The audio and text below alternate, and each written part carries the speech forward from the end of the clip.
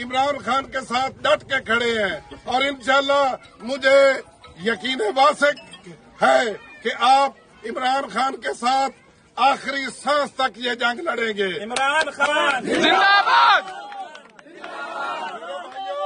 मेरे भाइयों, आपको मालूम है कि ये जो जंग है ये फाइनल मराहल में दाखिल हो चुकी है और ये जंग हमारा और आपका लीडर इमरान खान जीत चुका है इंशाल्लाह।